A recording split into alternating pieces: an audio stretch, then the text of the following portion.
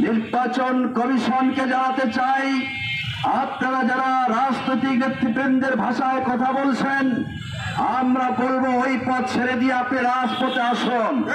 এই জনদাবি, এই জনগণের দাবি, 5 দফা দাবি আদায় না হওয়া পর্যন্ত যে আন্দোলন শুরু হয়েছে, এই আন্দোলন চলছে এবং চলবে।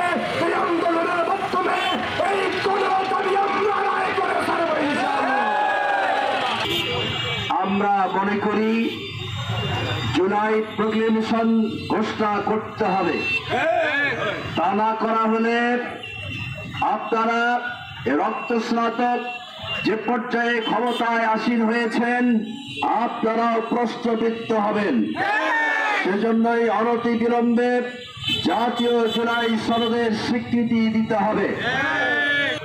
আমরা গভীরভাবে লক্ষ্য করছি, এক শ্রেণীর মহল বিশেষ পিয়ার পদ্ধতির বিরোধিতা করছে।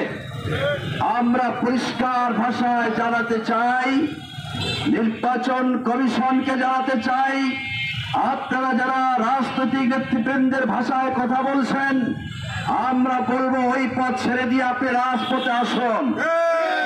আপনি কোন দলের এজেন্ডা বাস্তবায়ন করার জন্য এই রক্তস্নাতক জুলাই যোদ্ধাদের রক্তের উপরে এখানে আপনি পদে আসীন থাকবেন, তা হতে পারে না।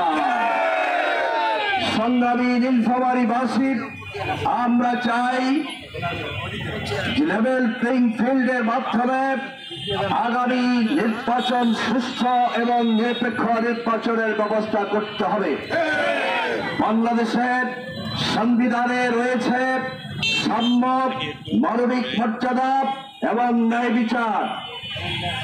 সংবিধানে লিপিবদ্ধ থাকলেই হবে না, সাম্য মানে সমতা।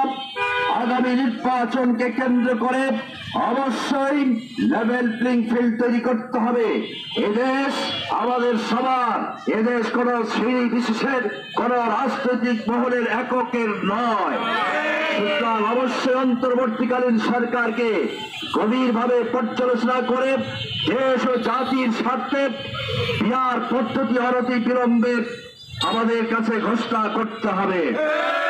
সংগ্রামী বন্ধুগণ, আমরা দেখেছি বিগত পতিত স্বৈরাচার সরকার যত গণহত্যা চালিয়েছেন এবং এ দেশ থেকে 15.5 বছরে 26 লক্ষ হাজার কোটি টাকা দেশ থেকে পাচার করেছে। সুতরাং অবশ্যই গণহত্যা এবং দুর্নীতির বিচার কার্যত প্রতিফলিত করতে হবে। যে পর্যন্ত এই গণহত্যার বিচার দৃশ্যত কার্যকর ভূমিকা পালন করা হবে না, ততক্ষণ পর্যন্ত এদেশে একটি সুষ্ঠু নিরপেক্ষ নির্বাচন আয়োজন করা হলে জাতি মেনে নেবে না।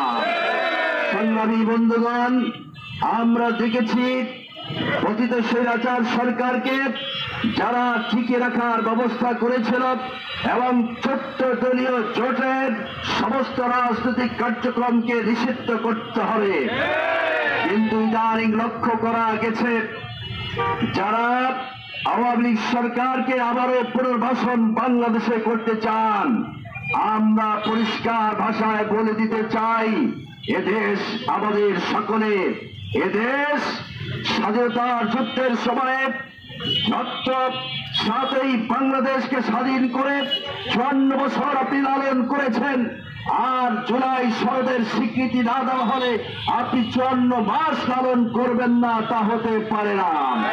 সুতরাং আজকেই মানব বন্ধন অনুষ্ঠান থেকে প্রিয় নীলফামারীবাসীকে আমরা উদাত্ত আহ্বান জানাতে চাই, আসুন এ দাবি শুধু জামাত ইসলামের নয়, এ দাবি হলো গোটা বাংলা।